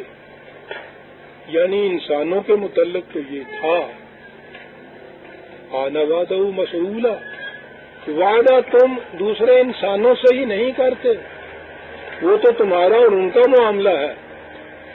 وعدے کے متعلق ہم بھی تم سے پوچھیں گے کہ تم نے پورا کیا تھا یا نہیں.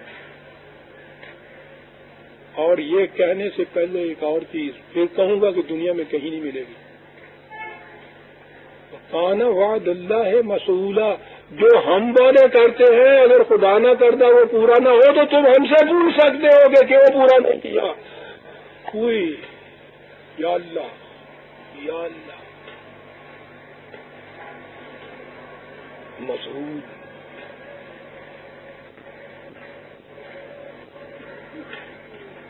ہم سے پوچھا جا سکتا ہے. تو یہ کانا حقن علینا نصر المومنین، اسی کو خدا کا قانون، خدا کا وعدہ، خدا یہ چیز کہتے ہیں جو کوئی کہا جاتا ہے. یہ اس نے کہا ہے کہ یہ وعدہ ہمارا کہ مومنین کی نصرت، اور نصرت کے معنی غلبت ہوتا ہے، یہ حق ہے ہم پہ. تو پھر کیوں نہیں ہوتا؟ میں نے کہا ہے کہ یا تو معاذ اللہ یہ کہنا پڑے گا کہ یہ جو اس نے کہا ہے یہ غلط کہا ہے، وعدہ کیا ہے وعدہ خلافی کر رہا ہے، حق ادا نہیں کر رہا، معاذ اللہ یہ تو نہیں ہم کہہ سکتے. اگلی شرط تھی نا نصر المومنین، مومنین کے ساتھ ہم یہ کرتے ہیں تو بات صاف ہوگی کہ ہم مومن نہیں ہیں، اس لیے نہیں ہو رہا. یہ اس نے تو مومنین کے لیے شرط لگا دی نا. تو بجائے اس کے کہ ہم یہ کوشش کریں کہ اس کے مطابق ہم مومن بن جائیں تاکہ خدا کا وہ جو حق ہے وہ پورا ہو اور وعدہ پورا ہو، ہماری مدد ہو، یہ ہم نہیں کرتے. بار بار اکٹھے ہو کے دعائیں کیے جاتے ہیں، مار دے اسرائیل کو، کر دے بیڑا غرق ان کا، ترکی کی توپوں میں کیڑے پڑے، اس زمانے میں بلکان وار میں یہ تھا، تباہ کر دے یا اللہ. رو رہے ہیں، گڑ گڑا رہے ہیں. حج کے موقع کے اوپر 15-20 لاکھ عرفات کے میدان میں جہاں کہتے ہیں کہ ہر دعا قبول ہو جاتی ہے، 30 سال سے وہاں جمع ہو کے بھی یہ ہو رہا ہے، دے دے کر دے. یہ جس طرح نہ منگن والے ہوں نا، کھانا بدوشا نہیں منگے، میرا بابا دے دے وہ چلو جا بھائی جی وہ تین جو کیا آئے گا جا تو تکنیک ہوتی اور لاگے میں. یعنی 30 سال سے ان کی یہ صورت یہ ہے اور وہاں سے پھٹکار پڑ رہی ہے اور یہ کیے چلے جا رہے ہیں. ایک دن بھی کھڑے ہو کے اگر انہوں نے سوچ لیا ہوتا نا کہ وہ نصر المومنین کہتا ہے، اگر نصرت اس کی نہیں آتی ہے اور اس کے لیے تو عزیزان من مانگنے کی بھی ضرورت نہیں ہے، وہ تو حق نہ لینا کہہ رہا ہے. یہ نہیں کہتا تم مانگو گے تو بھیک کی طرح ہم دیں گے. یہ تو ہمارا فریضہ ہے جو ہم ادا کریں گے. اور اگر ملکوں سے ملتا تو اگلی شرط یہ ہے کہ مومن نہیں ہے ہم. ایک دن وہاں کھڑے ہو کے یہ سوچ لیتے کہ ہم مومن نہیں ہیں اس لیے نصرت نہیں مل رہی، دعائیں مانگنے کی بجائے مومن بننے کی طرف اگر آ جاتے 1000 بار اس کی نصرت ملتی، اس لیے کہ وہ اپنی وعدہ خلافی کبھی نہیں کیا کرتا. ہم سورہ روم کی آیت 47 تک آ گئے عزیزان میں، 48 آئندہ لیں گے. ربنا تقبل منا انک انت السمیع العلیم.